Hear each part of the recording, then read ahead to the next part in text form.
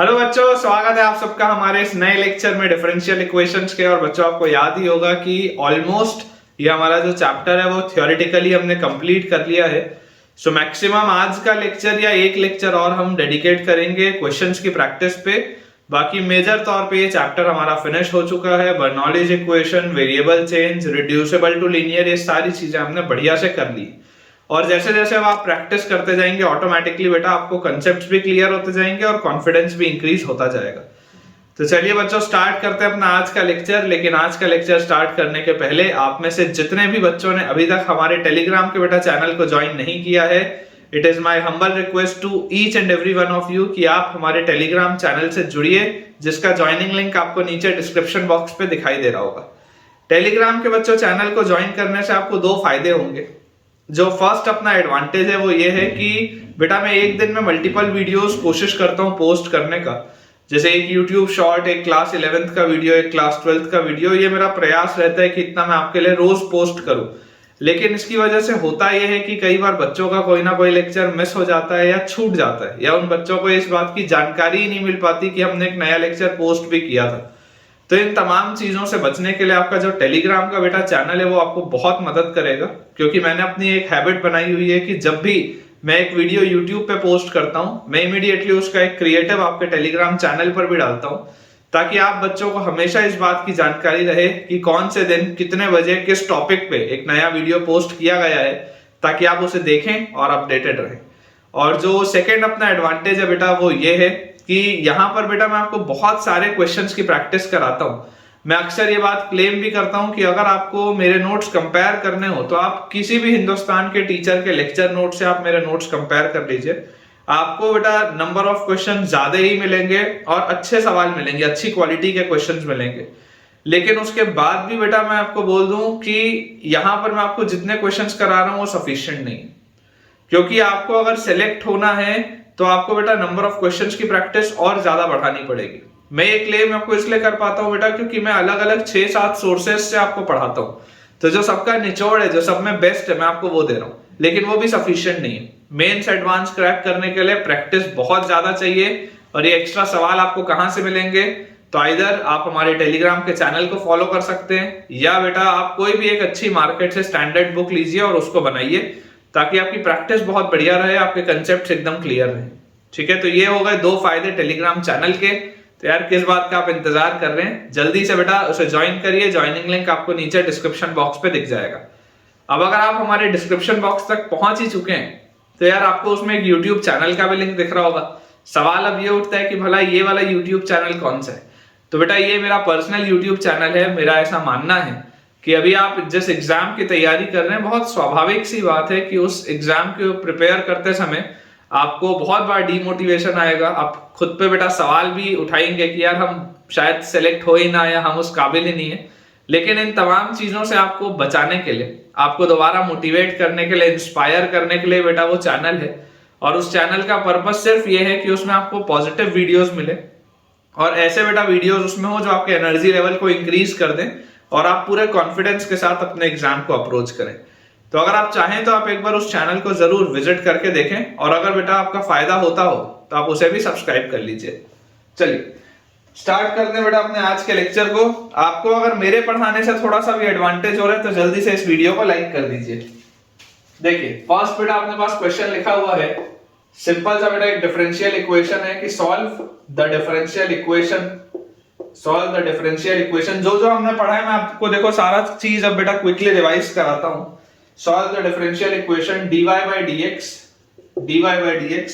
plus 2y cot x, dy by dx plus 2y cot x is equal to 3x square cosec square x. dy by dx plus 2y cot x is equal to 3x square cosec square x. ठीक है, ये अपने पास सवाल है। देखिए बेटा अगर आप इसको ऑब्जर्व करेंगे अच्छे से तो आपको इसमें दिखाई दे रहा है कि यार ये तो जमा जमा आया है लीनियर डिफरेंशियल इक्वेशन के फॉर्मेट में। आप इसको लिख सकते हैं dy by dx plus 2 cot x into y is equal to 3x square into cosec square x। ठीक है, जमा जमा है बेटा। ये आपके पास आ जाएगा p, ये आपके पास पूरी चीज आ जाएगी q, और अगर मैं ध्यान से बोलूं तो इसका इंटीग्रेटिंग फैक्टर क्या होगा? इंटीग्रेटिंग फैक्टर बच्चों मेरे पास आ जाएगा e raised to the power integral p dx, तो p is 2 cot x, तो 2 cot x dx ये आ जाएगा। और cot x मतलब क्या होता है बेटा, cot x का इंटीग्रल होता है ln sin x, तो इसको आप लिख सकते हैं e raised to the power 2 ln sin x। देखो सोच के ln sin x अगर आप इसको डिफरेंशिएट करोगे तो 1 by sin, sin का cos, cos by sin is cot, 2 घूम के ऊपर आ जाएगा तो this will B sin square x, ये 2 घूम के इसके ऊपर आ जाएगा sin x के, तो this will B sin square x। ठीक है, तो इंटीग्रेटिंग फैक्टर आपके पास आ गया sin square x। तो जो फाइनल आंसर अपना होगा, final answer should be y into integrating factor which is sin square x, y into integrating factor which is sin square x is equal to complete integral of q, तो q अपने पास है बेटा 3x square cos x square x into sin square x integrating factor dx। तो यार ये sin square x और cos x square x तो balance out हो जाएगा, और x स्क्वायर का इंटीग्रेशन होता है x क्यूब बाय 3, तो 3 से 3 भी जाएगा, तो अपने पास आ जाएगा y into sin square x is equal to x cube plus some constant of integration c। अगर हमारे पास इसमें कोई कंडीशन बेटा दी हो तो आप आराम से c की वैल्यू भी निकाल सकते हैं, अदरवाइज बच्चों आप अपना आंसर बोलेंगे y multiplied by sin square x is equal to x cube plus some constant of integration. बिल्कुल सही। चलिए एक और मैं आपको बहुत छोटा सा सवाल बताता हूं ताकि आपको एक बार कंसेप्ट आपका रिवाइज हो जाए। सवाल अपने पास लिखा हुआ है x dy by dx, x dy by dx is equal to y plus x square, is equal to y plus x square। Again बहुत ही सिंपल सा बेटा ये लीनियर डिफरेंशियल इक्वेशन है, बहुत आसान सा। अगर आप इसको बेटा ध्यान से ऑब्जर्व करेंगे तो सबसे पहले आप इसको देखिए, लिख लीजिए x से अगर डिवाइड कर दें तो dy by dx की वैल्यू अपने पास आ जाती है y by x plus x, या इसको आप लिख सकते हैं dy by dx और minus 1 by x into y, ये पूरा उधर आ जाएगा तो minus 1 by x into y is equal to x। ठीक है, ये आ गया आपके पास लीनियर डिफरेंशियल इक्वेशन के फॉर्मेट में। ये जो बेटा पूरी चीज होगी this will B p and this will B q। अब p और q भी अपने पास आ चुका है, तो यार यहां से इंटीग्रेटिंग फैक्टर क्या आ जाता है, इंटीग्रेटिंग फैक्टर अपने पास आता है e raised to the power integral p dx, p dx मतलब माइनस 1 by x dx, तो dx by x, तो dx by x का इंटीग्रल बेटा होता है ln x। ठीक है, तो e raised to the power minus ln x, और ये अपने पास आ जाएगा 1 by x, इंटीग्रेटिंग फैक्टर आ गया 1 by x। तो जैसे इंटीग्रेटिंग फैक्टर 1 by x आया तो अपने पास बच्चों जो आंसर होगा that will be y multiplied by integrating factor which is 1 by x is equal to complete integral of q is x into integrating factor is 1 by x dx। ये अपने पास आ गया, x से ये x भी कटा, तो फाइनली बेटा आपके पास आ रहा है y by x is equal to integral dx is x plus some constant of integration। ये आपके पास बेटा आंसर आएगा इसका, या आप इसको लिख सकते हैं और this can be written as y is equal to c plus x multiplied by x। आप इसका ऐसा भी लिख सकते हैं कि y is equal to c plus x multiplied by x, या x square plus cx, x square plus cx, एक ही बात है। ठीक है, आसान आसान से सवाल है, क्योंकि अब हमने पूरा का पूरा बेसिकली जो टॉपिक है वो पढ़ लिया है, तो हमसे अब रिवीजन की बेटा बात है। चलिए इसे क्लियर करते हैं, कुछ और सवाल बनाते हैं। नेक्स्ट बेटा अपने पास इसमें सवाल लिखा हुआ है, find the number of values of m, find the number of values, find the number of values of m, find the number of values of m which belongs to natural number। m जो है बेटा वो natural number है, for which y is equal to e raised to the power mx, for which y is equal to e raised to the power mx is a solution, for which y is equal to e raised to the power mx is a solution of the differential equation, is a solution of the differential equation d cube y minus 3d square y minus 3d square y minus 4dy plus 12y is equal to 0, plus 12y is equal to 0। ये अपने पास बेटा सवाल, ठीक है क्या। अब देखो ये जो d3y लिखा हुआ है बेसिकली इसका मतलब क्या है, इसका मतलब ये होता है कि अगर आप इसका सॉल्यूशन देखेंगे तो d3y मतलब होता है d3y by dx3, ठीक है, माइनस 3 टाइम्स d2y होता है d2y by dx स्क्वायर, फिर माइनस 4 dy होता है dy by dx और plus 12y is equal to 0। ये अपने पास देखो चीज है।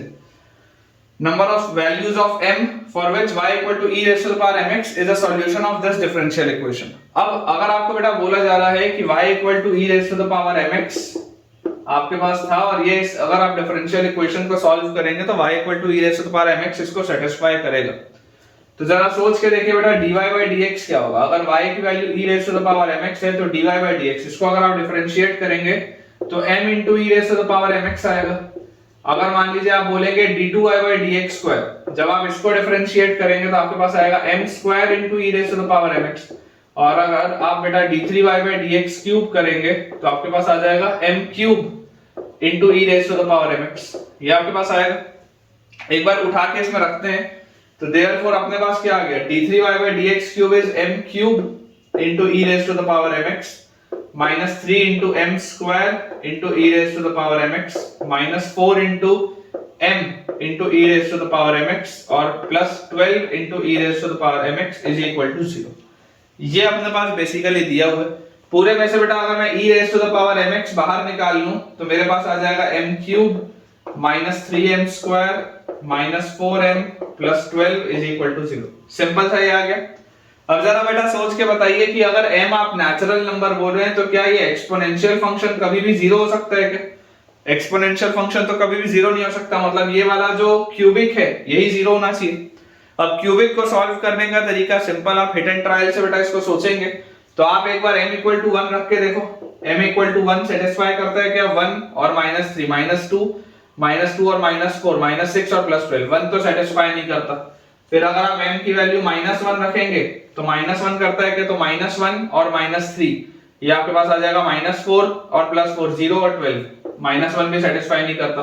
m की वैल्यू अगर मैं 2 रखूंगा तो सेटिस्फाई होता है क्या? तो देखो 2 क्यूब 8 और यहां पर जैसे आप 2 रखोगे तो -8 ये तो कैंसिल आउट हो गया और 2 स्क्वायर 4 into 3 -12 +12 ये सेटिस्फाई कर गया।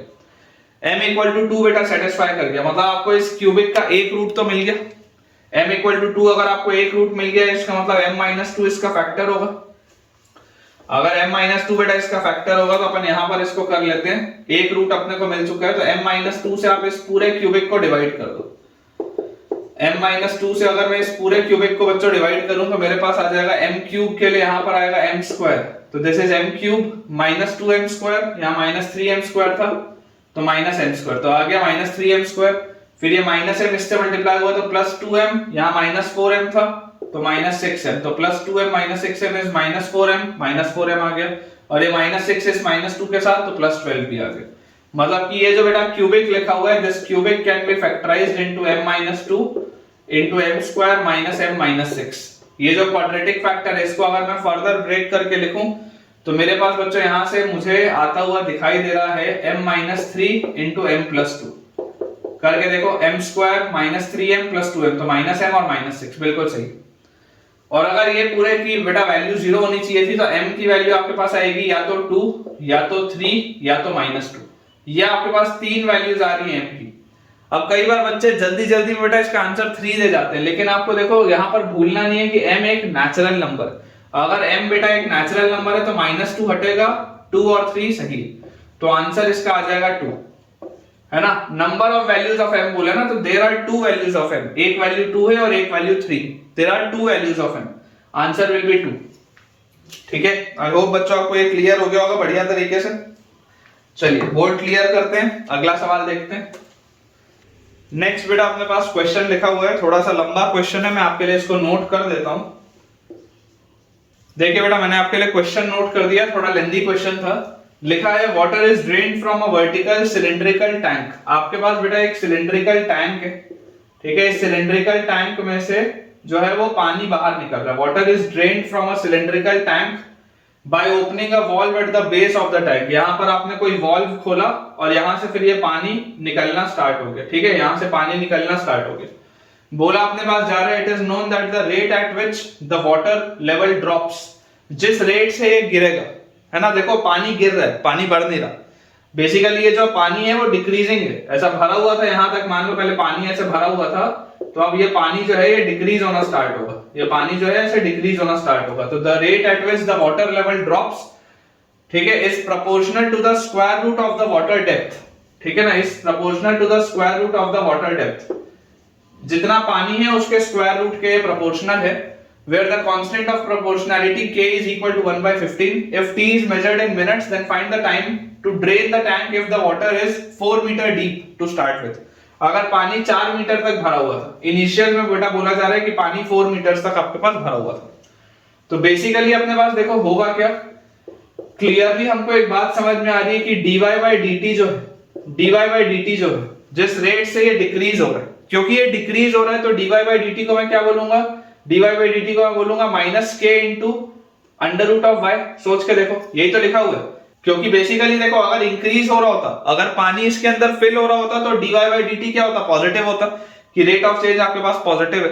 लेकिन अभी क्या हो रहा है, डिक्रीज हो रहा है, पानी धीरे धीरे कम होता जाएगा, ठीक है। और ये किसके प्रोपोर्शनल था, square root of the water depth के, ये प्रोपोर्शनल था रूट y के, और कांस्टेंट ऑफ प्रोपोर्शनैलिटी के। तो सिंपल अपने को बस ये बोला जा रहा है कि dy by dt जो है वो minus k times under root of y। इसमें कई सारे बच्चों को कंफ्यूजन आता है कि सर माइनस लें या प्लस लें। मैं आपको अभी इसको सॉल्व करके दिखाऊंगा, जब आप प्लस लेके भी सॉल्व करेंगे तो क्या आंसर आएगा मैं आपको भी समझाता हूं, ठीक है। लेकिन देखिए dy by dt क्या है अपने पास, मैं फिलहाल मैं आपको बता रहा हूं माइनस लेके करेंगे, क्यों, क्योंकि डिक्रीज हो रहा है। प्लस में क्या होता है अभी आपको सॉल्व करके मैं आपको समझाता हूं। तो अगर हमारे पास बेटा ये डिफरेंशियल इक्वेशन हमको दिखाई दे रहा है तो ये तो बहुत आसान सा डिफरेंशियल इक्वेशन है। इसको आप लिख सकते हैं dy by root y is equal to minus k dt। इसको हम इंटीग्रेट कर देते हैं तो रूट y मतलब y की पावर 1/2 ऊपर जाएगा तो y की पावर माइनस 1/2, तो minus 1/2 plus 1 by minus 1/2 plus 1, तो this will be root y upon half, तो 2 root y is equal to minus kt plus some constant of c। ये अपने पास है। अब अपने पास देखो क्या बोला जा रहा है, k की वैल्यू तो अपने को दी हुई है 1/15, k की वैल्यू अपने पास 1/15 दी हुई है, तो इसको अपन 1/15 लिख सकते हैं, कोई दिक्कत नहीं है यहाँ पे, ठीक है। कि इसको अपन बेटा 1/15 लिख सकते हैं, यहाँ पे तो कोई दिक्कत नहीं है। If t is measured in minutes, then find the time taken to drain the tank if the water is 4 meters deep to start with. Initially जब t equal to 0 था, t equal to 0 में पानी की बेटा गहराई जो थी वो कितनी थी, y की वैल्यू थी 4 मीटर। तो जैसे ही आप t की वैल्यू 0 डालोगे, y की वैल्यू बेटा आपके पास कितनी आ जाएगी, 4 आ जाएगी। तो यहां से 4 रखते ही 2 into 2, तो 4 इज इक्वल टू c आपके पास आ जाएगा। तो यहां से आपके पास देखिए 2 root y is equal to कितना आ रहा है, माइनस t बाई 15 और प्लस 4, ये आपके पास चीज आ जा रही है, लिखिए। अब आपसे बच्चों ये पूछा जा रहा है कि find the time taken to drain the tank, मतलब कि y को 0 होने में कितना समय लगेगा, ये पूरा का पूरा पानी खाली होने में कितना समय लगेगा। तो बेटा y इक्वल टू अगर आप 0 करोगे तो y इक्वल टू 0 बोलते ही ये खत्म हो जाएगा, तो t बाई 15 की वैल्यू आ जाएगी 4 और यहां से t की वैल्यू आ जाएगी 60 मिनट्स, मतलब कि 1 घंटा लगेगा इस पानी को पूरे का पूरा निकलने में। ये सवाल है, ये इसका आंसर है। अब इसमें सिर्फ एक मिस्टेक हो सकती है बच्चे से, कोई भी एक नॉर्मल बच्चा इसको बोल सकता है कि सर मुझे माइनस क्लिक नहीं हुआ, मुझे तो प्लस क्लिक हुआ, मुझे माइनस क्लिक नहीं हुआ डिक्रीजिंग देखे, मान लो मुझे तो प्लस क्लिक हुआ। तो अगर बेटा आप प्लस लेके आगे बढ़ते, इमेजिन करो अगर आप प्लस लेके आगे बढ़ते तो अभी यहां तक आपके पास ये सिचुएशन थी, c की वैल्यू अभी भी आपके पास 4 आती है, आप t को 0 रखते तो c अभी भी 4 आता, ये आपके पास माइनस में रहता। अब यहां से देखो जैसे ही आप y की वैल्यू 0 करते तो t बाई 15 की वैल्यू आपके पास माइनस 4 हो जाती है और t की वैल्यू माइनस 60 मिनट्स हो जाती। क्या टाइम कभी भी नेगेटिव हो सकता है क्या? और टाइम नेगेटिव होने का मतलब क्या है? टाइम नेगेटिव होने का मतलब है कि ये फिल इंक्रीज हो रहा है।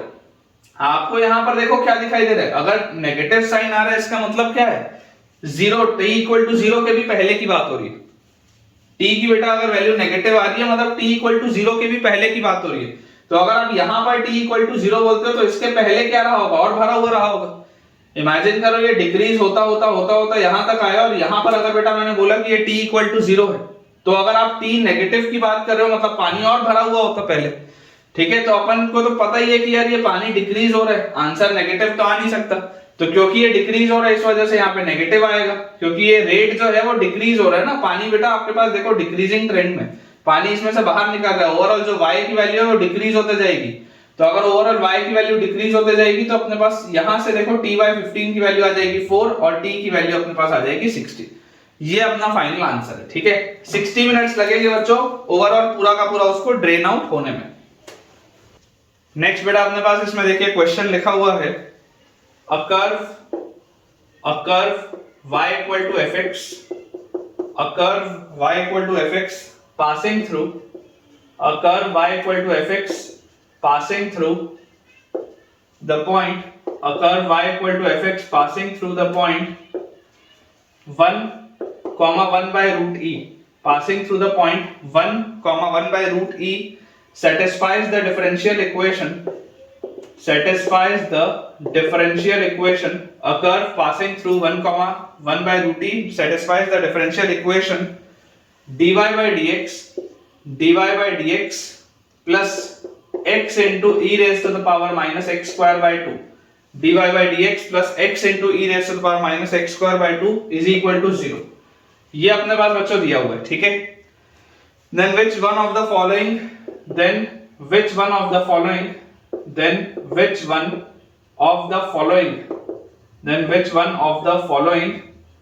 does not hold good? Which one of the following does not hold good?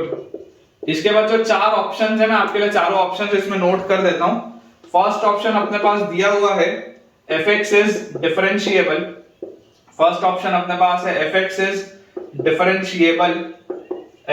differentiable at x equal to 0. ये पहला option, fx is differentiable at x equal to 0.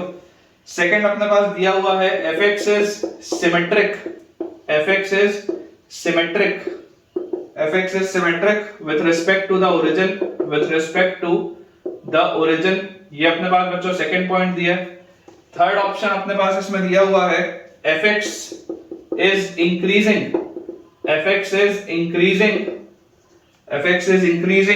for x less than 0 and decreasing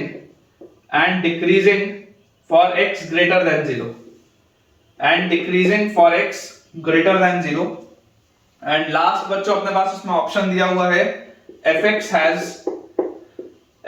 has two inflection points. ये अपने पास बच्चों चार points इसमें लिखे हुए हैं, ठीक है. ये इसके चार ऑप्शंस हैं. आपको बताना है which one of the following does not hold good. मतलब इनमें से कौन सा स्टेटमेंट फॉल्स है ना. इसमें बेटा तीन स्टेटमेंट्स कोई ट्रू हैं, इनमें से कौन सा स्टेटमेंट फॉल्स है आपको ये बताना है. अब देखिए, अगर हम इसे सॉल्व करें तो डिफरेंशियल इक्वेशन हमारे पास क्या दिया है. डिफरेंशियल इक्वेशन हमारे पास दिया हुआ है dy by dx plus x into e raised to the power minus x square by 2 is equal to 0. ये अपने पास दिया हुआ है. तो यार यहां से अपने पास देखो क्या आ जाएगा. यहां से अपने पास आ जाएगा dy by dx is equal to minus x into e raised to the power minus x square by 2. ये चीज आ गई अपने पास. अब अगर मुझे इसे सॉल्व करना है तो मैं यहां से लिख सकता हूं dy is equal to minus x into e raised to the power minus x square by 2 dx और इसको अपन कर लेते हैं इंटीग्रेट. जैसी बच्चों मैं इसको इंटीग्रेट करूंगा मेरे पास देखिए क्या चीज आ जाएगी. इसको अपन ऐसे बना लेते हैं यहां पे, ठीक है. इंटीग्रेट करते बेटा देखो आपके पास आ जाएगा y is equal to, integrate करते आ जाएगा y इज इक्वल टू. अब ये जो बेटा आपके पास पूरी चीज लिखी हुई है, आप इमेजिन करिए अगर आप इस माइनस एक्स स्क्वायर बाय 2 को m ले लें. अगर आप बच्चों इस माइनस एक्स स्क्वायर बाय 2 को m ले लें, यहां मैं लिख देता हूं minus x square by 2 is equal to m. तो यहां से मेरे पास आ जाएगा माइनस 2x dx और upon 2 is equal to dm. यह आ जाएगा 2 से ये 2 कट गया. तो यार यहां से देखो माइनस एक्स dx क्या आ गया, dm आ गया. Minus x dx is dm. तो ये अपने पास आ जाता है integral of e raise to the power m into dm. ठीक है, integral of e raise to the power m into dm. और e की पावर m अपने पास क्या आ जाएगा, e की पावर m का इंटीग्रल इज e की पावर m plus some constant of integration. या इसको आप क्या लिख सकते हैं, y is equal to e raise to the power m की जगह हम लिख लेंगे minus x square by 2 plus some constant of integration. अब मुझे बोला जा रहा है it passes through 1, 1 by root e. मतलब अगर आप x की जगह 1 रखेंगे तो y की जगह 1 बाय रूट ई रखेंगे, y की जगह 1 बाय रूट ई और x की जगह 1, या आप ऐसे इसको लिखेंगे. तो यार ये भी क्या लिखा हुआ है, ये भी 1 बाय रूट ई लिखा हुआ है. e की power minus 1 by 2 is nothing but 1 by root e. तो ये तो कट गया. तो यहां से c की वैल्यू आ गई 0. इसका मतलब y अपने पास आ जाता है e raise to the power minus x square by 2. y की बच्चों वैल्यू अपने पास आ जाती है e raise to the power minus x square by 2. और जैसे ही हमारे पास बेटा y की वैल्यू आ गई e raise to the power minus x square by 2, अब मुझे इसका ग्राफ खींचना है. मुझे बेटा इसका ग्राफ खींचना है. तो अगर हम इसका ग्राफ देखें तो इसका ग्राफ ऑब्जर्व करने के लिए आप बेटा ऐसा करो, देखो यहां पर आपके पास dy by dx निकला हुआ है ना, y is equal to e raise to the power. या ऐसा करो, चलो आप इसका ग्राफ खुद खींचो. मैंने आपको मोनोटोनिसिटी का पूरा कांसेप्ट तो सिखाया ही है है ना। मैंने आपको बेटा मोनोटोनिसिटी का पूरा कंसेप्ट सिखाया हुआ है। इसका ग्राफ कैसा होगा मैं आपको बता देता हूं, ठीक है। आप इसको खुद से वेरीफाई करिएगा बना के। देखिए ये अपने पास इस तरीके से, ये अपने पास इस तरीके से देखो, dy बाई डी एक्स बता ही देता हूं यार, फिर नहीं तो तुम बोलोगे कि सर आप बताते नहीं हो। बता ही देता हूं, देखो dy बाई डी एक्स अपने पास लिखा हुआ है minus x into e raise to the power minus x square by 2, ये अपने पास लिखा हुआ है। अब अगर आपके पास बच्चों ये चीज लिखी हुई है तो ये वाली जो पूरी चीज है, ये वाली जो पूरी चीज है, अगर x पॉजिटिव होगा, अगर x पॉजिटिव होगा तो देखो ये जो एक्सपोनेंशियल फंक्शन तो हमेशा ही पॉजिटिव होता है चाहे कुछ भी हो। तो अगर x पॉजिटिव होगा तो dy by dx नेगेटिव होगा, है ना। If x is greater than 0 this implies dy by dx is less than 0। तो dy by dx is less than 0 मतलब क्या होता है, dy by dx less than 0 मतलब होता है y decreasing. And if x is less than 0, अगर x negative होगा तो dy by dx पॉजिटिव होगा, then dy by dx is positive, इसका मतलब y क्या होगा, y will be increasing। ये अपने पास आ जाएगा। और क्रिटिकल पॉइंट इसका क्या है, 0 ही है ना। और 0 पर इसकी वैल्यू कितनी आएगी, देखो अगर आप यहाँ पर 0 रखोगे तो y अपने पास क्या था, y अपने पास आया था ये, तो 0 पर इसकी वैल्यू अपने पास आ जाएगी e की पावर 0 is 0, e की पावर 0 is 1, तो इसकी वैल्यू आएगी 1। मतलब कि ये देखो बेटा जब x नेगेटिव है तो फंक्शन आपका इंक्रीजिंग है, तो ये आपका ऐसा इंक्रीज हो रहा है फंक्शन ऐसा, ठीक है। 0 पर इसकी वैल्यू आपके पास देखो कितनी आ रही है, 0 पर इसकी वैल्यू 1 आ रही है, और उसके बाद 1 के बाद बच्चों ये फंक्शन जो है ये डिक्रीज होना चालू हुआ इस तरीके से, ठीक है ना। ये देखो x अगर ग्रेटर देन आप 0 करोगे तो फंक्शन आपका डिक्रीज होगा। तो ये इसका ग्राफ है, दिस इज द ग्राफ। ये अपने पास आ गया y एक्सिस, ये अपने पास आ गया x एक्सिस। क्योंकि ये एक एक्सपोनेंशियल फंक्शन था तो बहुत ऑब्वियस सी बात थी कि ये हमेशा पॉजिटिव ही होना था। अब हम देखो ऑप्शंस देखते हैं।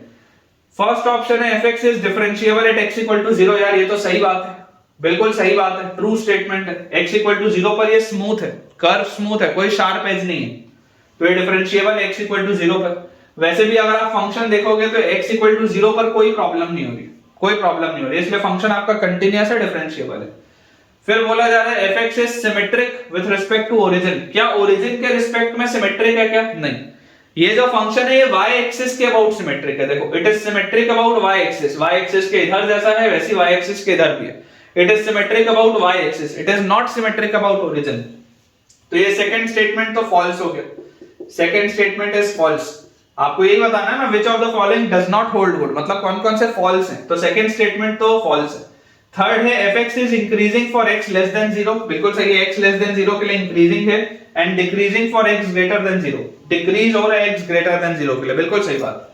fx has two inflection points. अब इन्फ्लेक्शन पॉइंट में बच्चों को जनरली कंफ्यूजन होता है बहुत, आप सिंपली ऐसे इसको सोचिए, इन्फ्लेक्शन मतलब कर्व की कॉन्केविटी कहां-कहां चेंज हुई। देखो यहां वाले हिस्से में आपका कर्व जो है वो कॉन्केव अप है इस तरीके से, फिर यहां पर कोई एक ऐसा पॉइंट आएगा, यहां पर बेटा कोई एक ऐसा पॉइंट आएगा, इसके पहले ये कॉन्केव अप है, इस पॉइंट के बाद देखो आपका कर्व कॉन्केव डाउन दिख रहा है, इस पॉइंट के बाद आपका कर्व कॉन्केव डाउन दिख रहा है, और फिर यहां पर कहीं पर एक ऐसा पॉइंट आएगा जिसके बाद आपका कर्व वापस कॉन्केव अप दिख रहा है। देखो ये वापस आपका कॉन्केव अप दिख रहा है, तो इतने हिस्से में कॉन्केव अप है, यहां पर कॉन्केव डाउन है, और यहां पर फिर से कॉन्केव अप है, तो दो जगह इन्फ्लेक्शन पॉइंट आ रहा है, बिल्कुल सही। fx has two inflection point, तो आपका थर्ड स्टेटमेंट भी ट्रू है, फोर्थ स्टेटमेंट भी ट्रू है। मान लीजिए अगर आपको पूछा होता which of the following statements is true, तो आपका उसमें ऑप्शन 3 ऑप्शन आ जाते A C D, लेकिन does not hold good false पूछा हुआ है तो आंसर सिर्फ आएगा बी ऑप्शन। बहुत अच्छा सवाल है, प्रैक्टिस बेटा ऐसे सवालों की होनी चाहिए, it is a good question, note कर लीजिए। और कोई भी अगर आपको बेटा इसमें डाउट हो तो आप कमेंट में पूछ सकते हैं। अगला बेटा अपने पास इसमें क्वेश्चन लिखा हुआ है, what is the order and degree, what is the order and degree, what is the order and degree of the differential equation whose general solution, what is the order and degree of the differential equation whose general solution is y is equal to c into x minus c का whole square, y is equal to c into x minus c का whole square. अब देखिए बच्चों, इस तरीके का अगर आपके पास सवाल हो, ऑर्डर और डिग्री क्या होता है मैं आपको सबसे पहले समझा देता हूं। ऑर्डर मतलब जैसे मान लीजिए अगर आपका जो डिफरेंशियल इक्वेशन है उसमें सिर्फ dy बाई dx वाले टर्म्स है तो ऑर्डर 1 होगा। अगर मान लीजिए उसमें d2y बाई dx स्क्वायर वाला भी टर्म आ गया तो उसका ऑर्डर 2 हो जाएगा। अगर मान लीजिए उसमें d3y बाई dx क्यूब वाला भी टर्म आ गया तो उसका ऑर्डर 3 हो जाएगा। इस तरीके से अपने पास बेटा चीजें होती है। और डिग्री क्या होती है, तो dy बाई dx का मैक्सिमम पावर क्या है। जैसे मान लो अगर आपके पास कभी इक्वेशन इस तरीके का आ जाए कि dy बाई dx का whole square plus y is equal to x, मान लो आपके पास ऐसा आ जाए तो इसका बेटा ऑर्डर तो 1 है लेकिन इसका डिग्री 2 है। या मान लो अगर कभी आपके पास इस तरीके का आ जाए कि d2y by dx square plus dy by dx का whole square plus dy by dx का whole square is equal to 5, तो इसका ऑर्डर 2 है लेकिन इसका डिग्री 1 है। ठीक है, इसका बेटा आपके पास जो ऑर्डर आएगा वो ऑर्डर 2 आ जाएगा, मैक्सिमम बेसिकली जो भी है। ठीक है, तो इसका ऑर्डर आपके पास 2 आ जाएगा और डिग्री इसका 1 हो जाएगा क्योंकि इसका डिग्री 1 है। बहुत सिंपल सी बात है। चलिए मैं आपको बेटा इस सवाल को अगर हम सॉल्व करें, पहले तो देखो मैं डायरेक्टली आपको एक फिर रूल भी बताऊंगा, है ना, मैं आपको डायरेक्टली इसका एक रिजल्ट भी बताऊंगा कि डायरेक्टली इसको कैसे देखते हैं ऑर्डर को। लेकिन यहां पर देखिए आपके पास लिखा हुआ है y is equal to c into x minus c का स्क्वायर, ये अपने पास लिखा हुआ है। इमेजिन करिए अगर मैं आपको बोलता हूं कि चलो इसको डिफरेंशिएट करते हैं तो dy बाई dx हमारे पास क्या आ जाएगा, dy by dx will be c तो कांस्टेंट है, x माइनस c का whole square will be 2 into x minus c और x का 1, ये अपने पास आ जाएगा। आप इसको डिवाइड कर दो, जैसे ही बच्चों आप इसको डिवाइड करोगे, मान लो ये इक्वेशन 1 है ये इक्वेशन 2 है, अगर मैं आपको बोलूं कि इक्वेशन 2 में से आप इक्वेशन 1 को डिवाइड करिए तो आपके पास आ जाएगा 1 by y dy by dx, 1 by y dy by dx। ठीक है ना, आपने डिवाइड बेटा कर दिया है, c से c कटेगा तो this will be 2 upon x minus c से 1 कटेगा तो 2 अपॉन x माइनस c, ये अपने पास देखो चीज आ जाएगी।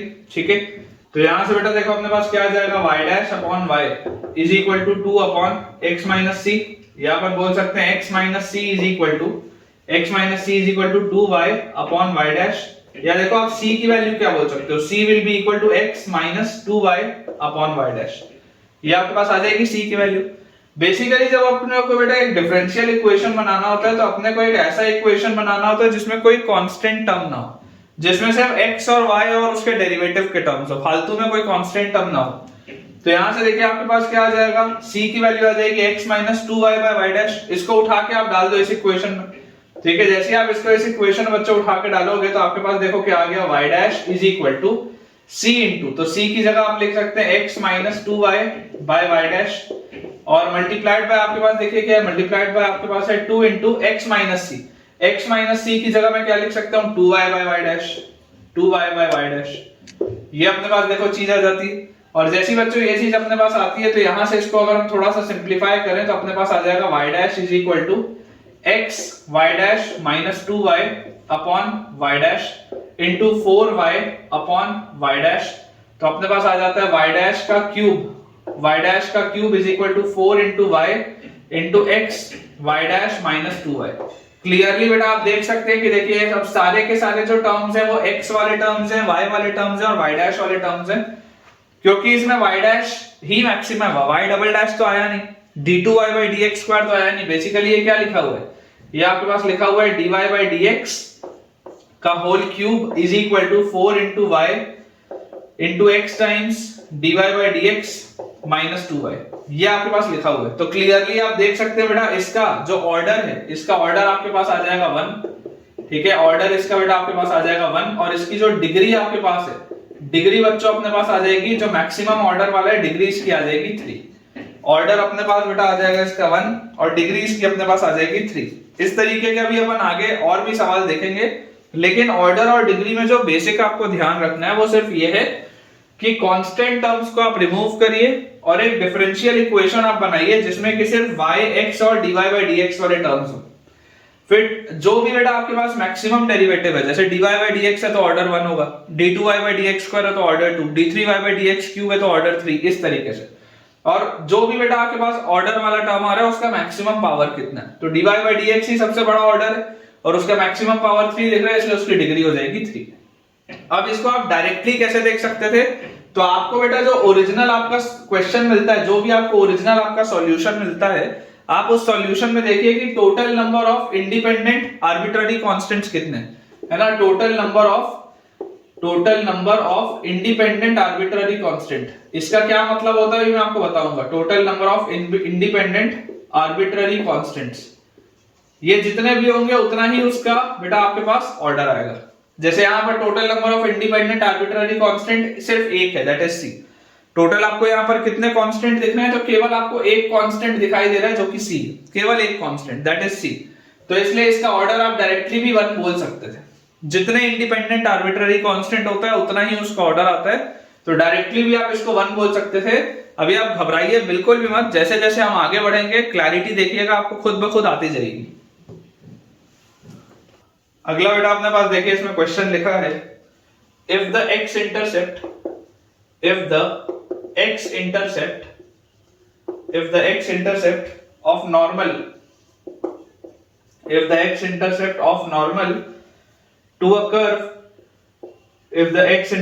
of normal to a curve at px y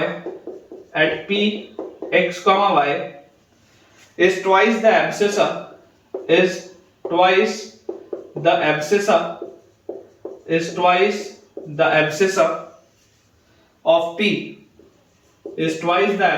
of p, then the equation of the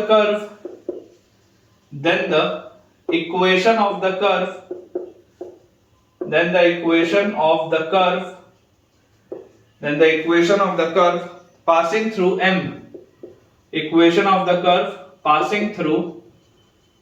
m2,4 is dash। ये अपने पास बच्चों सवाल है, ठीक है।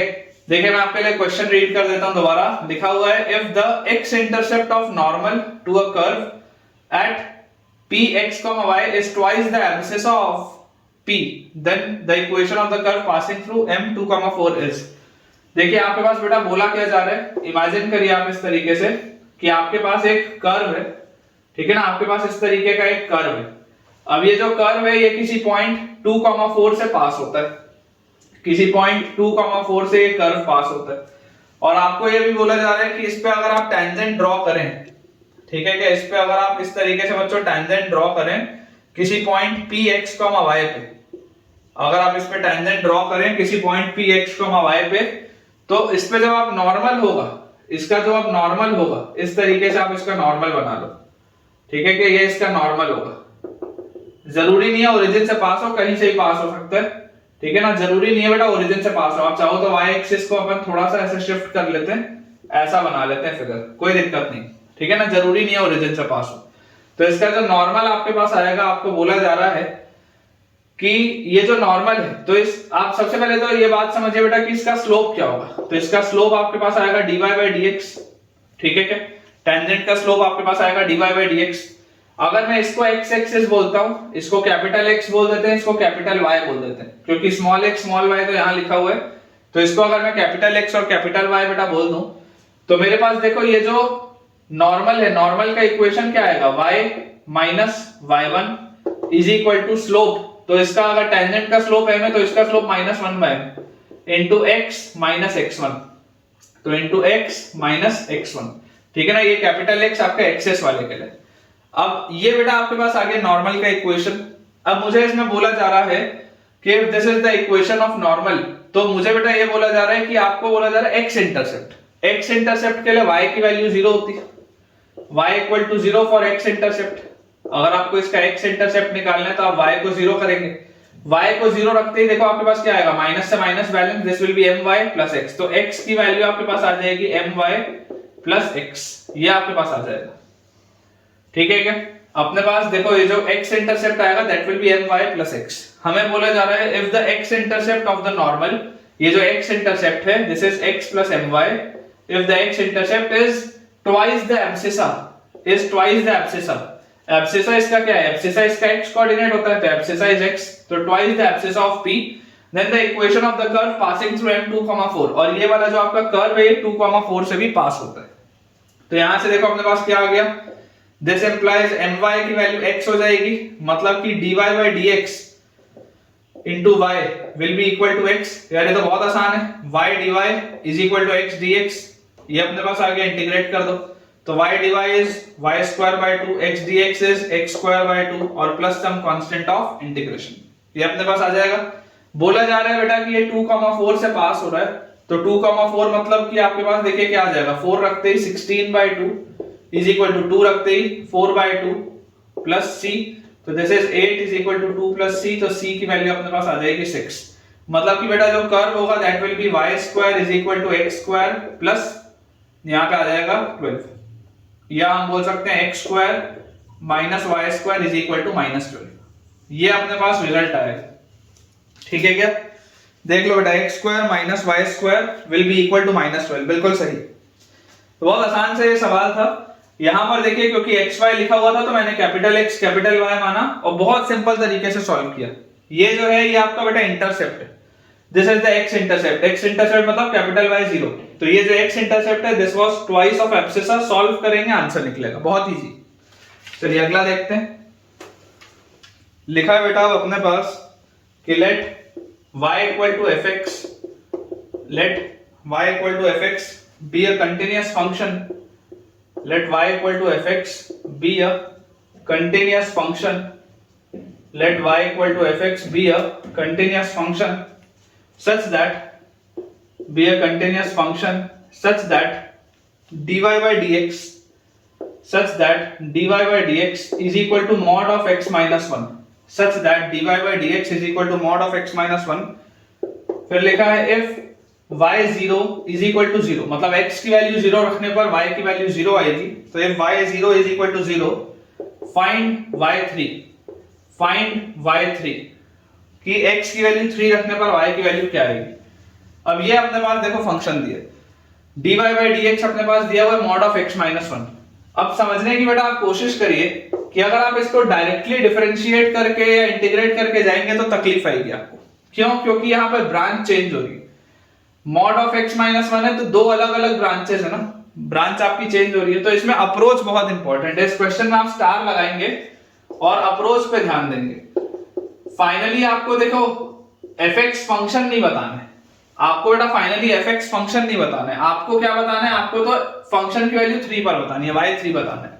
मैं आपको बोलता हूं कि यार इसको अगर मैं इंटीग्रेट कर दूं 0 से 3 तक dy by dx को, है ना, dy by dx, इसको आप ऐसा लिख लो dy इज इक्वल टू, ठीक है, इसको अपन अगर उस साइड ले जाएं तो mod of x minus 1, mod of x minus 1 into dx, ठीक है, और इसको हम इंटीग्रेट अगर कर दें 0 से लेकर 3 तक। तो जैसे बेटा आप 0 से लेकर 3 तक इसको इंटीग्रेट करोगे x को, तो अगर आप x को 0 से 3 में इंटीग्रेट करोगे तो y आपके पास कहां से कहां इंटीग्रेट होगा? देखो 0 पर तो इसकी वैल्यू 0 है, x की वैल्यू जब आप 0 रखोगे तो y 0 है, और x की वैल्यू 3 रखने पर y को आप y मान लो, कोई भी होगा पता नहीं अपने को। तो dy का इंटीग्रेशन हो जाएगा y from 0 to y is equal to mod of x minus 1 है। इसको क्या मैं ब्रेक करके ऐसा लिख सकता हूं क्या कि अगर मैं इसको ब्रांच इसका समझूं तो 1 माइनस x होगा ये 0 से लेकर 1 तक, 1 माइनस x dx, और प्लस 1 से लेकर 3 तक बच्चों ये होगा x माइनस 1 dx। मॉड्यूलस इस तरीके से ब्रेक होगा। देखो मैंने किया क्या, मैंने इसको बेटा डेफिनेट इंटीग्रेशन इसमें लगाया, इनडेफिनेट बिल्कुल भी नहीं लगाया। मुझे एक चीज देखो इसमें पता है कि मॉड ऑफ x माइनस 1 जो भी होगा है तो कंटीन्यूअस फंक्शन, तो इंटीग्रेट तो आप कर ही सकते हो। और 0 और 3 पर ही आपको वैल्यूज बतानी है। देखो 0 पर इसकी वैल्यू 0 है, तो जब आप x को 0 रखोगे तो y भी 0 होगा क्योंकि 0 पर इसकी वैल्यू 0 है। लेकिन जब आप x को 3 रखोगे तो y कितना होगा आपको पता नहीं है, इसलिए उसको मैंने y मान लिया, ठीक है। तो जैसे आप इसको इंटीग्रेट करोगे तो dy का इंटीग्रल होगा y from 0 to y is equal to, इसको अपन ने ब्रेक करके लिख लिया। अब यहां से देखो अपने पास क्या आ गया, 1 का इंटीग्रेशन x माइनस x का integration x square by 2, limit है फ्रॉम 0 टू 1, प्लस x का integration x square by 2 minus 1 का इंटीग्रेशन x फ्रॉम 1 टू 3, और यहां पे आपके पास आ गया y। तो फाइनली देखो y की वैल्यू क्या आ गई, जैसे आप 1 रखोगे तो 1 माइनस 1 बाय 2, और माइनस 0 रखोगे तो 0, और प्लस जैसे आप यहां पर 3 रखोगे तो 3 स्क्वायर 9 बाय 2 माइनस 3, और माइनस 1 यहां पर रखोगे तो 1 बाय 2 माइनस 1, ये अपने पास आ जाएगा। तो यहां से बच्चों अपने पास आ जाता है y is equal to y at 3 आप भी बोल सकते हो, यहां पे आप y3 भी बोल सकते हो ताकि आपको क्लैरिटी रहे, है ना। ये जो बेसिकली अपन वैल्यू निकाल रहे हैं वो y की वैल्यू निकाल रहे हैं बच्चों 3 पर। जब आप x की वैल्यू 3 रखोगे तब y का वेरिएशन क्या होगा, बेसिकली हम ये निकाल रहे हैं। तो y3 हमारे पास देखो कितना आ जाएगा, y3 अगर आप देखोगे 3 रखने पर यहाँ y3 होगा, तो 1 माइनस हाफ इज हाफ, और प्लस यहाँ पे 9/2 -3 और यहाँ पे आ जाएगा आपके पास, देखो 2 × 3 6, तो 9 - 6 इज 3/2 और उसके बाद हाफ -1 होता है -हाफ विद -n तो +हाफ, तो हाफ और हाफ बेटा ये हो जाएगा 1 और 3/2, दिस विल बी 5/2। अपने पास बेटा 3 पर इसकी वैल्यू आ जाएगी 5/2। आंसर बिल्कुल सही है, बिल्कुल अपन ने बेटा ठीक तरीके से इसको सॉल्व किया। देखो मैं एक बार आपको दोबारा इसको एक्सप्लेन करता हूं, कंफ्यूज अपने को बिल्कुल नहीं होना है। क्यों? क्योंकि ये ऐसा पहला सवाल है जिसमें मैंने डेफिनेट इंटीग्रेशन लगाया। अभी तक मैंने हर सवाल में आपको इनडेफिनेट से ही अपन नॉर्मली फंक्शन निकालते थे फिर सॉल्व करते थे, लेकिन अगर आप इसको देखेंगे, क्योंकि ये ब्रांच इसकी चेंज होगी, क्योंकि इसकी बेटा ब्रांच चेंज होगी, तो मैं आपको बोलता हूं कि आप तो यार सिंपल डेफिनेट के तरीके से जाओ।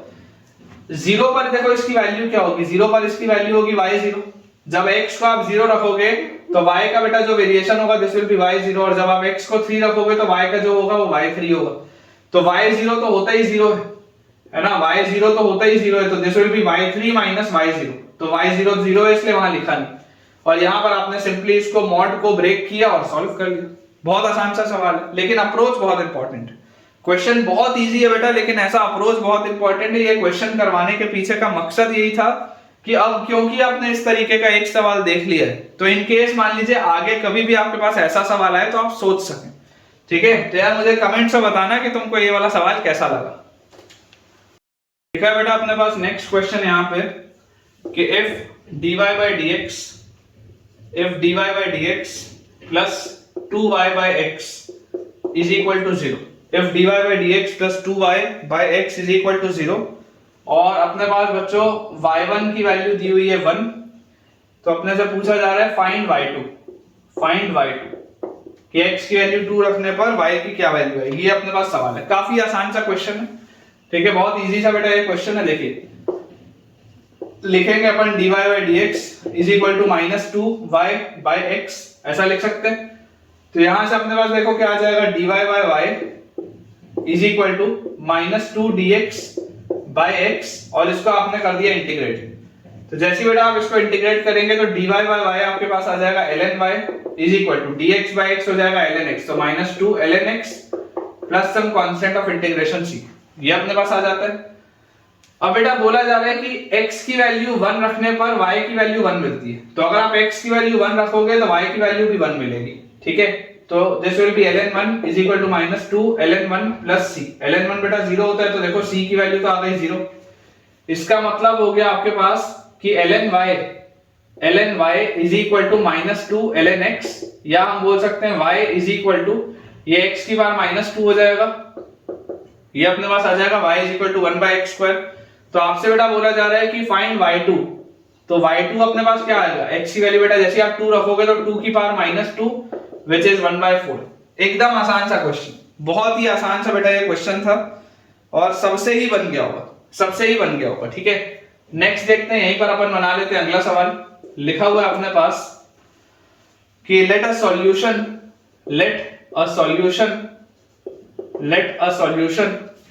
y equal to yx, let a solution y equal to yx of the differential equation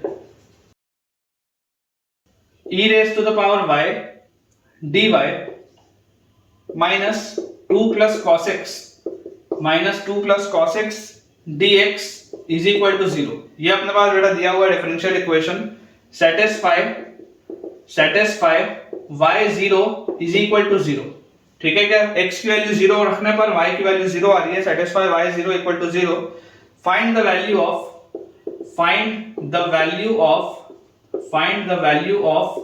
y π/2 या f π/2। ठीक है, फंक्शन की वैल्यू बेटा π/2 पे आपको बतानी है, यहां पर आप इसको y fx लिख लो। ठीक है, आप इसको बेटा y fx लिख लो, फंक्शन की वैल्यू आपको π/2 पर इसमें बतानी है। अगेन सिंपल सा ये देखिए सवाल है, यहां से अगर आप देखेंगे तो लिखा हुआ e की power y dy is equal to 2 plus cos x dx। ये अपने पास दिया हुआ है e raised to the power y dy is equal to 2 plus cos x dx। Simple आप इसको इंटीग्रेट करो, जैसे आप बेटा इसको इंटीग्रेट करोगे तो e की पावर y की वैल्यू आपके पास क्या आ जाएगी, 2 plus cos x का 2x और cos x का sin x, और plus some constant of integration c। Clearly मुझे दिया हुआ है x की वैल्यू 0 रखने पर y की वैल्यू 0 आती है, तो e की पावर 0, x की वैल्यू 0 रखने पर खत्म, ये खत्म, प्लस c, तो c की वैल्यू यहां से आपके पास आ गई 1। इसका मतलब देखो बेटा आपके पास फंक्शन आ जाएगा e raise to the power y is equal to 2x plus sin x plus 1, ये अपने पास आ जाएगा। हमें फाइनली फंक्शन की वैल्यू बतानी है पाई बाय 2 पर, कि जब आप x की वैल्यू पाई बाय 2 रखोगे तब आपको y की क्या वैल्यू मिलेगी। तो x की वैल्यू अगर मैं पाई बाय 2 रखूं तो e raise to the power y will be 2 into pi by 2, फिर बेटा sin पाई बाय 2 होता है 1 और प्लस 1, तो ये अपने पास आ जाएगा pi plus 2। e raise to the power y की अगर अपने पास वैल्यू पाई प्लस 2 आ रही है, दोनों साइड अगर आप log ले लोगे तो y की बेटा वैल्यू आपके पास आ जाएगी ln पाई प्लस 2, y की वैल्यू अपने पास आ जाएगी ln पाई प्लस 2। ठीक है क्या, ये अपना आंसर आ जाएगा, देख लो y will be equal to ln pi plus 2। Next बेटा अपने पास इसमें क्वेश्चन लिखा है find the order of the differential equation, find the order of the differential equation corresponding to find the order of the differential equation corresponding to y is equal to c1 cos 2x plus c2 cos square x, c2 cos square x plus c3 sin square x और plus c4, ये अपने पास सवाल। अब देखिए इसमें बेटा बच्चे अक्सर गलती क्या करते हैं, मैंने जैसे आपको बताया था कि डायरेक्टली अगर आपको अप्रोच इसका देखना हो, डायरेक्टली बेटा अगर आपको इसका अप्रोच देखना हो तो डायरेक्ट अप्रोच होता है कि जो बेटा ऑर्डर होता है, order equals the number of independent arbitrary constants या इंडिपेंडेंट कांस्टेंट्स, ऐसा भी आप बोल सकते हो, इंडिपेंडेंट आर्बिट्ररी कांस्टेंट्स। अब इसका मतलब क्या है, इसका मतलब बच्चों बहुत सिंपल सा ये है कि जो ऐसे कांस्टेंट्स हैं जिनका एक दूसरे से कोई लेना देना ना हो। जैसे पिछले वाले सवाल में तो कांस्टेंट था ही एक, विच वाज c, तो उसका और किसी से कोई लेना देना नहीं था। लेकिन देखो यहां पर आपको इसमें 4 कांस्टेंट दिख रहे, c1 c2 c3 c4। बच्चे कई बार इसका आंसर गलती से 4 दे जाते हैं, जबकि इसका आंसर 2 है। बच्चे गलती से कई बार इसका आंसर 4 दे जाते हैं। इंडिपेंडेंट आर्बिट्ररी बेटा कांस्टेंट बोला जा रहा है, मतलब ऐसे कांस्टेंट जिनका आपस में कोई लेना देना ना हो। आप इस बात को समझिए कि इस सवाल को आप रीफ्रेम करके देखो कैसे लिख सकते हो। c1 cos 2x, इसको अगर मैं वैसे ही रहने दूं, फिर c2 के साथ cos स्क्वायर x को क्या मैं 1 plus cos 2x by 2 बोल सकता हूं। सिमिलरली c3 के साथ बेटा क्या मैं sin स्क्वायर x को 1 minus cos 2x by 2 बोल सकता हूं, और c4 को एज इट इज रहने दो। तो यहां से अपने पास देखो क्या आ जाएगा, यहां से बेटा अपने पास cos 2x के साथ क्या लिखा है, cos 2x के साथ अपने पास लिखा हुआ है c1 प्लस यहां पर देखो cos 2x के साथ लिखा हुआ है c2 by 2 प्लस यहां पर अपने पास बेटा cos 2x के साथ लिखा हुआ है -c3 by 2, ये पूरी चीज लिखी हुई है cos 2x के साथ। और कांस्टेंट अपने पास क्या लिखा हुआ है, तो कांस्टेंट अपने पास देखो लिखा हुआ है c2 by 2 plus c3 by 2 और प्लस c4, ये अपने पास कांस्टेंट लिखा हुआ है। देख लो आप ध्यान से, कांस्टेंट टर्म लिखा हुआ है c2 by 2 plus c3 by 2 plus c4, ये कांस्टेंट टर्म लिखा है। और ये वाली जो पूरी चीज लिखी हुई है, ये वाली पूरी चीज अपने पास cos 2x के साथ लिखी हुई है। तो क्या इसी चीज को मैं इस तरीके से नहीं बोल सकता था क्या कि y is equal to a times cos 2x plus b, y is equal to a times cos 2x plus b। अब देखो इसको जैसे आपने रिड्यूस करके इस फॉर्मेट में आप लेके आए, अब यहां पर a और b दोनों इंडिपेंडेंट कांस्टेंट्स हैं। यहां पर देखो c1 c2 c3 c4 आपस में एक दूसरे पर डिपेंडेंट थे, समझ पा रहे हैं आप। c1 c2 c3 c4 बेटा आपस में एक दूसरे पर देखो डिपेंडेंट थे, क्योंकि सब में से कुछ ना कुछ कॉमन निकल रहा था। लेकिन अब मैंने इसको जिस फॉर्मेट में लिखा है, जहां पर a की वैल्यू ये होगी और b की वैल्यू ये होगी, तो क्लियरली आपको देखो दिखाई दे रहा है कि अब ये a और b दोनों इंडिपेंडेंट कांस्टेंट्स है। तो डायरेक्टली आप इसका आंसर बोल सकते हो कि इसका आंसर आपके पास आ जाएगा, इसका ऑर्डर बेटा जो आएगा दैट विल बी 2, ऑर्डर अपने पास इसका आएगा 2, क्योंकि यहाँ पर 2 कांस्टेंट्स हैं। कई बार बच्चों को ऐसे भी नहीं समझ में आता, तो मैं आपको बोलता हूँ कि चलो कोई दिक्कत की बात नहीं, आप इसको सिंप्लीफाई कर लो, आप बेटा इसको सिंप्लीफाई कर लो। अगर आपको मान लो इसका डिफरेंशियल इक्वेशन बनाना है ना, डिफरेंशियल इक्वेशन अगर आपको इसको बनाना है, आपने इसको सिंप्लीफाई करके इस फॉर्मेट में लिखा, आप इसको एक बार डिफरेंशिएट करो तो देखो y डैश की वैल्यू आपके पास क्या आएगी, a वैसा ही है cos 2x का आ जाएगा sin 2x with a minus sine, और बेटा 2x का आ जाएगा 2, यही आएगा डिफरेंशिएशन, और b का डिफरेंशिएशन तो कुछ नहीं आएगा, खत्म हो जाएगा। और यहां से बेटा देखो y डबल डैश अपने पास क्या आ जाएगा, y double dash will be -a sin 2x का हो जाएगा cos 2x, और 2 का बेटा यहाँ पे 2x का 2 एक और, तो दिस विल बी 4, ये अपने पास आ जाएगा। इमेजिन करो अगर मैं इन दोनों को डिवाइड कर दूं, तो y double dash upon y dash, y double dash upon y dash में -a से -a कटा, cos 2y sin 2x आपके पास आ जाएगा cot 2x, और 4/2 होता है 2। तो ये आगे क्या देखो अपने पास relation d2y by dx square is equal to 2 cot 2x into dy by dx, ये आ जाएगा रिलेशन अपने पास, देख लो d2y by dx square is equal to twice of cot 2x, d2y by dx square is equal to twice of cot 2x into dy by dx। तो यहां से clearly आपको देखो दिखाई दे रहा है कि ये एक डिफरेंशियल इक्वेशन है जिसका ऑर्डर 2 है, इसकी डिग्री 1 है, इसका ऑर्डर 2 है, और ये ऑर्डर 2 मैंने यहां से डायरेक्टली बता दिया था, तो यही बेटा आपको यहां से भी दिखाई दे रहा होगा। तो ऑर्डर और डिग्री वाले सवाल किस तरीके से सॉल्व करते हैं अब आपको एक क्लैरिटी आ गई होगी कि इसका बेटा देखो इंटरप्रिटेशन क्या होता है, ठीक है। चलिए अगला बेटा अपने पास इसमें क्वेश्चन लिखा हुआ है, a normal is drawn at, a normal is drawn at, a normal is drawn at a point p x, y is drawn at a point p x, y, a normal is drawn at a point p x, y on a curve, it meets the x and the y axis, it meets the x axis and the y axis, it meets the x axis and the y axis at a and b respectively, at a and b respectively, such that x intercept raised to the power -1 plus y intercept raised to the power -1 is equal to 1। ये अपने पास एक relation इसमें दिया हुआ है, where o is the origin,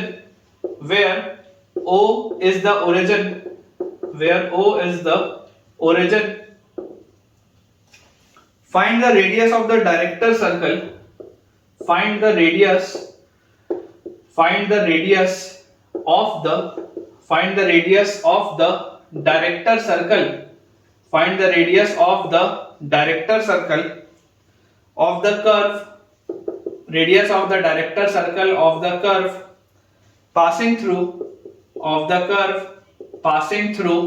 3,3, of the curve passing through 3,3। ये अपने पास बच्चों सवाल दिए, ठीक है, ध्यान से आप ऑब्जर्व करें, देखिए क्या लिखा हुआ है, a normal is drawn at a point p x, y on a curve if it meets the x axis and y axis at a and b respectively, such that x intercept raised to the power -1 plus y intercept raised to the power -1 is equal to 1। O is the origin, find the radius of the director circle of the curve which passes through 3,3।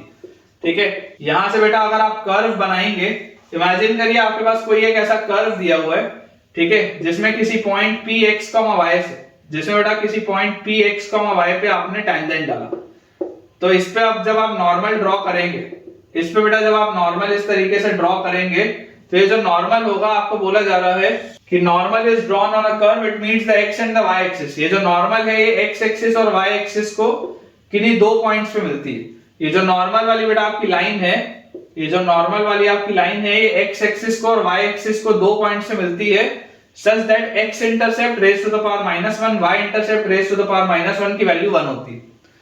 तो यार हमको तो एक चीज पता है कि देखो अगर ये टेंजेंट होगी तो टेंजेंट का स्लोप अगर मैं m बोलूं तो m की वैल्यू dy by dx होगी, तो जो नॉर्मल का स्लोप होगा ये -1/m अपने पास आ जाएगा, ठीक है, और ये x, y पॉइंट है, तो नॉर्मल का जो इक्वेशन अपने पास आएगा, नॉर्मल का इक्वेशन अपने पास आएगा y minus small y is equal to slope, is equal to बेटा अपने पास आएगा slope which is -1/m into capital X minus small x। तो बेटा x इंटरसेप्ट अगर हम निकालें तो x इंटरसेप्ट निकालने के लिए हमको क्या करना पड़ेगा, y को यहाँ पे 0 करना पड़ेगा, ठीक है। देखो जैसे आप y को 0 करोगे, x इंटरसेप्ट आपके पास निकल के आएगा, माइनस से माइनस गया my प्लस x, ठीक है ना, x की वैल्यू आपके पास आ जाएगी my प्लस स्मॉल x, ये आपके पास आएगा x इंटरसेप्ट। और अगर मुझे y इंटरसेप्ट निकालना है तो y इंटरसेप्ट निकालने के लिए बेटा मुझे x को 0 करना पड़ेगा। तो अगर मैं x को यहाँ पर 0 करूंगा तो y इंटरसेप्ट की मेरे पास वैल्यू क्या आएगी, x को 0 करते ही y की बेटा मेरे पास वैल्यू आ जाएगी, ये 0 हो गया। तो ये 0 होते ही आपके पास ये माइनस माइनस अंदर गया तो x बाय m और ये y, तो y plus x by m, ये आपके पास चीज आ गई। तो अब अपने पास बेटा देखो लिखा क्या है, यहां से अगर आप ध्यान से देखेंगे तो आपके पास लिखा हुआ है x intercept raise to the power -1, मतलब 1 by my plus x, this is x intercept raised to the power -1 plus y intercept raised to the power -1, मतलब कि प्लस 1 by ये लिखा हुआ है my plus x by m, my plus x by m, तो इस m को आप ऊपर लेके जा सकते हैं और इज इक्वल टू 1, ये आपके पास लिखा है रिजल्ट। देखो दोनों में सेम है नीचे डिनोमिनेटर, तो यहां से आपके पास आ गया 1 plus m is equal to ये 1 into my plus x, ये आ गया अपने पास। अब अगर बेटा हम ध्यान से देखें तो बेसिकली आपके पास ये लिखा क्या हुआ है, ये आपके पास लिखा हुआ है m minus my is equal to x minus 1, m minus my is equal to x minus 1, तो ये हम यहां से बोल सकते हैं dy by dx into 1 minus y is equal to x minus 1। तो यार यहां से अपने पास देखो क्या आ जाएगा, 1 minus y into dy is equal to x minus 1 into dx, integrate कर दो। जैसे ही आप इसको इंटीग्रेट करोगे तो y minus y square by 2 is equal to x square by 2 और अपने पास आ जाएगा minus x plus some constant of integration c, ये रिजल्ट आ चुका है। अब आपको बेटा बोला जा रहा है that this curve passes through 3,3, अगर बेटा ये जो कर्व है 3,3 से पास होता है तो जरा यहाँ पर आप 3 रखिए, तो 3 minus 9/2 is equal to 9/2 minus 3 plus some constant of integration c। तो यार यहाँ से आपके पास देखो क्या आ जाएगा बेटा, 3 plus 3 6 और उसके बाद -9/2 और -9/2 तो -9, तो this is equal to c।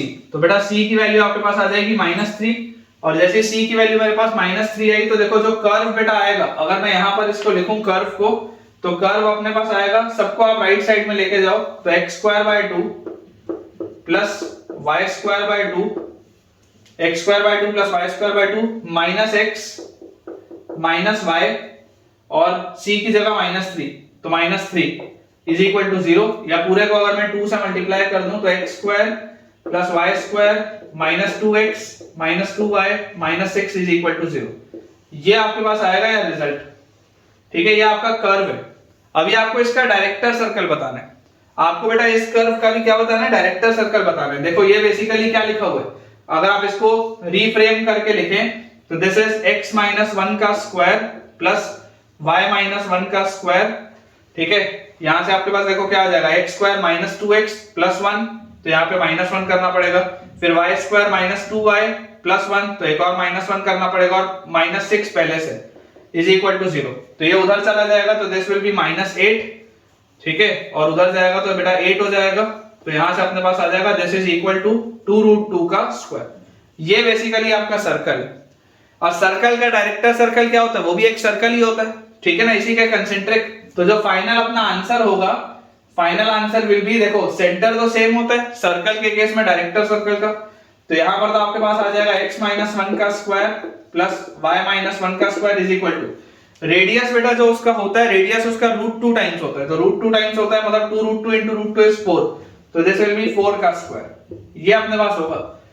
ठीक है ना, find the radius of the director circle. तो बेटा इसका रेडियस आपके पास क्या आ जाएगा, radius will be equal to 4, radius will be equal to 4, ये अपना आंसर होगा बेटा, चेक कर लीजिए, radius will be equal to 4। Director circle का इक्वेशन आ जाएगा x माइनस 1 का स्क्वायर प्लस y माइनस 1 का स्क्वायर इज इक्वल टू 4 का स्क्वायर, और जो ओरिजिनल आपका सर्कल आया था दैट वाज x माइनस 1 का स्क्वायर प्लस y माइनस 1 का स्क्वायर इज इक्वल टू 2√2 का स्क्वायर। तो आई होप बेटा आपको ये पॉइंट भी क्लियर होगा। सिंपली इस पूरे सवाल में देखो हुआ क्या है, सिंपल सा हमको एक इक्वेशन दिया हुआ था, एक रिजल्ट दिया हुआ था, उसको हमने कॉम्प्रिहेंड किया, सॉल्व किया और अपना आंसर निकाला। बहुत आसान सवाल था, और इस तरीके के बेटा जो सवाल होते हैं वो जेईई मेंस की लाइकिंग में होते हैं, तो आप इनकी बहुत बढ़िया से प्रैक्टिस करिए। नेक्स्ट बेटा अपने पास इसमें देखिए क्वेश्चन लिखा है, a curve passes through the point, a curve passes through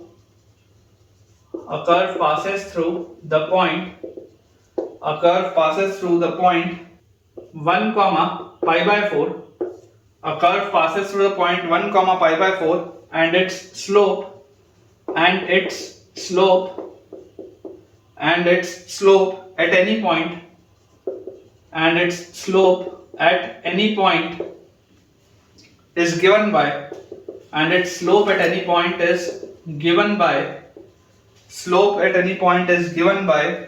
y by x or minus y by x minus cos square y by x minus cos square y by x. Find the equation of the curve. Find the equation of the curve. Simple सा बेटा question है. देखिए आपको बोला जा रहा है कि एक कर्व है जो कि 1 पाई बाय 4 से पास होता है और इसका जो स्लोप है, स्लोप क्या होता है? स्लोप होता है dy by dx. तो slope at any point is given by y by x minus cos square y by x. तो बेसिकली स्लोप होता है dy by dx. तो स्लोप आपको दिया हुआ है y by x minus cos square y by x. अगर आप बेटा ध्यान से इसको ऑब्जर्व करेंगे तो आपको ये होमोजेनस का प्रोफाइल दिख रहा है. ठीक है ना? होमोजेनस का बेटा ये आपको प्रोफाइल दिख रहा है. तो अप्रोच क्या होता है? अप्रोच बहुत सिंपल सा होता है इस केस में कि हम y vx रख के आगे बढ़ते हैं. ठीक है ना? देखो पूरा का पूरा y by x में कन्वर्टेड है. तो यहां से आपके पास dy by dx क्या आ जाएगा? v कांस्टेंट x का differentiation 1 plus x constant v का डिफरेंशिएशन dv by dx. तो यहां से बेटा इसको जैसे आप उठा के इसमें रखोगे तो आपके पास आ जाएगा v plus x times dv by dx is equal to y by x की बच्चों वैल्यू अपने पास आ जाएगी v और माइनस cos स्क्वायर v. ये अपने पास आ गया. ये v से ये बेटा v कट गया तो यहां से आपके पास देखो आ जाएगा dv upon cos square v is equal to minus dx upon x. Integrate बेटा करते हैं इसको. जैसे आप इसको इंटीग्रेट करेंगे रिजल्ट हमारे पास आएगा. देखो ये लिखा हुआ है integral of sec square v dv is equal to minus ln x plus some constant of integration c. और इंटीग्रल ऑफ sec स्क्वायर होता है बेटा tan. तो tan v is equal to minus ln x plus c. और v जो है v है y by x. तो tan of y by x is equal to minus ln x plus some constant of integration c. ये अपने पास बेटा result दिया है. अब देखो आपको बोला जा रहा है पासेस थ्रू 1 पाई बाय 4. तो जैसे ही आप यहां पर रखेंगे 1 पाई बाय 4 तो ये आ जाएगा tan of pi by 4 by 1 is pi by 4 is equal to minus ln 1 plus c. तो यार ln 1 तो बेटा 0 होता है, tan पाई बाय 4 1 होता है. तो c की वैल्यू आ जाएगी 1. c की वैल्यू 1 अगर आप यहां रखेंगे तो हमारे पास आ जाएगा tan y by x is equal to minus ln x plus 1. ठीक है, ये अपन लिख लेंगे. और बच्चों यहां से आप देखो 1 को आप क्या लिख सकते हो? 1 को आप ln e भी लिख सकते हो. 1 को आप ln e भी लिख सकते हो, एक ही बात है. तो यार यहां से मेरे पास आ जाता है कि tan of y by x is equal to this is ln e by x. tan of y by x is equal to ln e by x. या हम यहां से बोल सकते हैं कि y by x is equal to tan inverse ln e by x. y by x is equal to tan inverse ln e by x और y is equal to x times tan inverse ln e by x. ये अपना बच्चों result आएगा. आपको जो बोला जा रहा है कि find the equation of the curve. तो फाइनली y की जो अपने पास वैल्यू आ जाएगी that will B x times tan inverse ln e by x. बिल्कुल सही. ठीक है, आसान सा सवाल था ये तो बहुत. चलिए आज के बेटा लेक्चर में बस 2 अपन सवाल और करते हैं फिर आज का लेक्चर एंड करेंगे. नेक्स्ट बेटा अपने पास इसमें क्वेश्चन लिखा है कि if y is equal to x upon ln mod of cx, if y is equal to x upon ln mod of cx, where c is an arbitrary constant, where c is an arbitrary constant, where c is an arbitrary constant, where c is an arbitrary constant is the general solution of the differential equation. If y is equal to x upon ln mod of cx is the general solution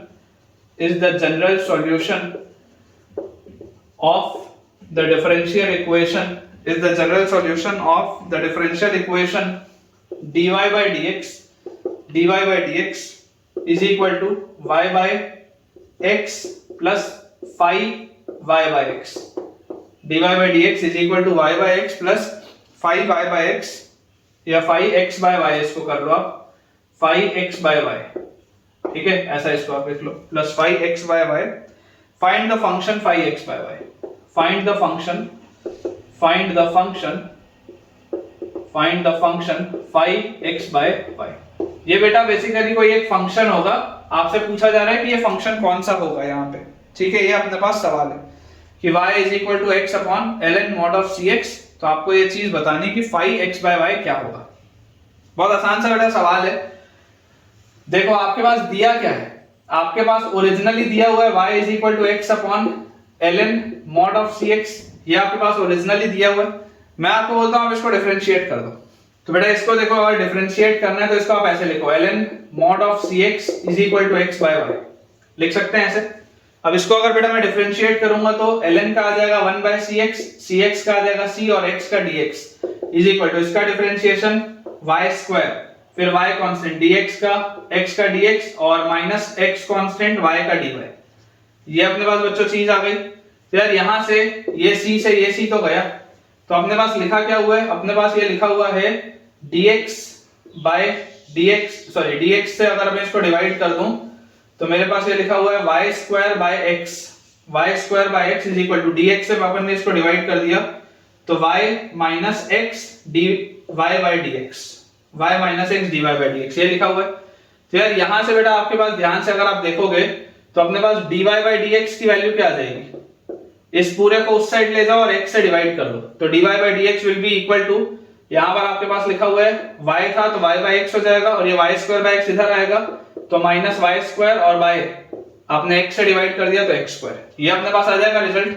तो अब बस आप इसको compare कर लो, जैसे बेटा आप compare करोगे तो dy by dx की वैल्यू क्या आ रही है y by x plus a function of x by y था, तो ये जो function of x by y basically होगा, function of x by y जो होगा वो क्या है -y² by x², ये आपका रिजल्ट है, ठीक है क्या, ये बेटा आपका रिजल्ट है। बहुत सिंपल सा ये सवाल था, अपन ने यहां से चालू किया, डिफरेंशिएट किया और कंपेयर कर लिया, क्योंकि ये वाले बेटा डिफरेंशियल इक्वेशन को सॉल्व करके वहां पर जाना बहुत मुश्किल है, क्योंकि यहां पर ये वाला फंक्शन अननोन है ना, तो इसको आप इंटीग्रेट कैसे करोगे, इसलिए उसको डिफरेंशिएट करके यहां से आप कंपेयर करके निकाल सकते हैं, ठीक है। तो function of x by y बेटा अपने पास जो होगा that will B -y² by x², बिल्कुल सही। चलिए एक आखिरी अपन बेटा सवाल करते हैं, फिर आज का लेक्चर एंड करेंगे। तो बेटा आज के लेक्चर का जो लास्ट क्वेश्चन अपने पास लिखा हुआ है उसमें लिखा है the real value of m, the real value of m for which the substitution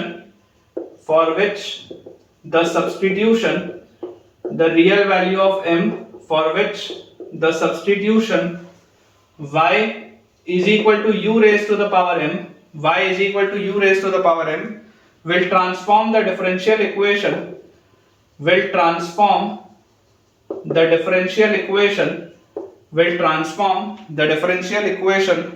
to x raised to the power 4 into y dy by dx, 2x raised to the power 4 into y dy by dx plus y raised to the power 4 is equal to 4x raised to the power 6 into a homogeneous equation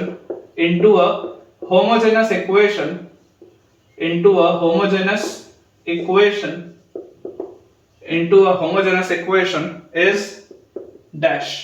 आपको बच्चों ऐसी m की value बतानी है, आपको एक ऐसी m की वैल्यू बतानी है जिसके लिए y is equal to u raised to the power m जब आप सब्स्टिट्यूशन इसमें करेंगे तो ये एक होमोजेनस इक्वेशन बने।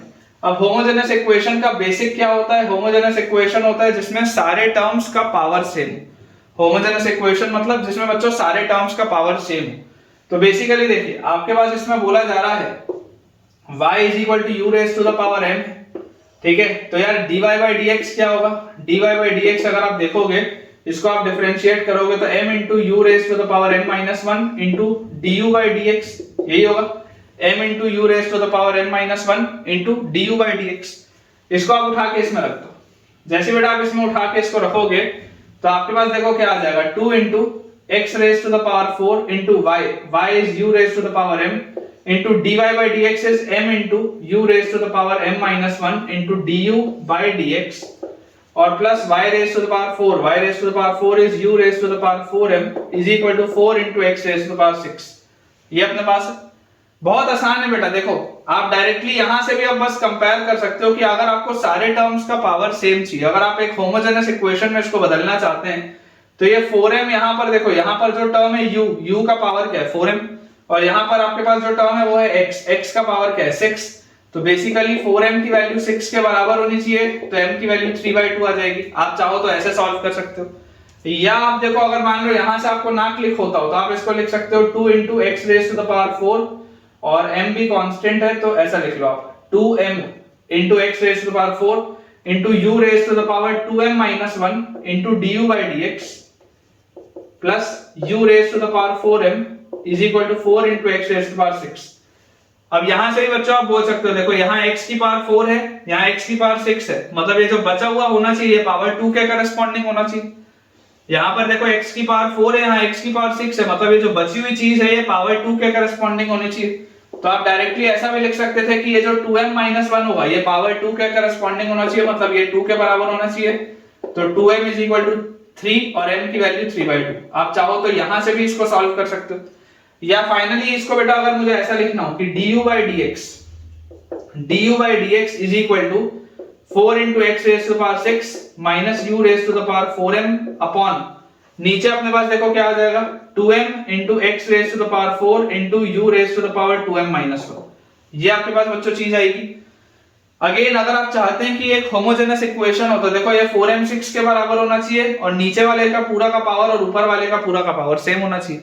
बहुत सीधी सी बात है ना। तो यहां से बेटा रिजल्ट निकल आएगा, बहुत आसान सी बात है, बहुत आसान सा क्वेश्चन है। तो फाइनल आंसर विल बी 3/2। ठीक है क्या? फाइनल आंसर बच्चों अपने पास जो आएगा दैट विल बी 3/2। काफी इजी क्वेश्चन था। तो ठीक है बच्चों, विद दिस हम अपने आज के लेक्चर के एंड पे पहुंच चुके हैं। काफी आसान सा लेक्चर था आज, बहुत सारे हमने क्वेश्चंस की प्रैक्टिस की, काइंड ऑफ रिवीजन था। और इसके बाद एक लेक्चर बस हम और करेंगे डिफरेंशियल इक्वेशंस पे। थ्योरेटिकली सब कुछ खत्म हो चुका है, एक लेक्चर और सवालों के साथ, और उसके बाद फिर एरिया अंडर द कर्व हम स्टार्ट करेंगे। मुझे उम्मीद है कि आपको बहुत अच्छे तरीके से बेटा समझ में चीजें आ रही होंगी, आपका कॉन्फिडेंस इंक्रीज भी हो रहा होगा। और अगर आपको कॉन्फिडेंस इंक्रीज होता हुआ दिख रहा है तो जल्दी से इस वीडियो को लाइक करें, चैनल को सब्सक्राइब करें, और दोस्तों के साथ इस वीडियो को और इस चैनल को रेफर भी करें, ताकि उन सबकी पढ़ाई बहुत बढ़िया तरीके से हो पाए। Thank you.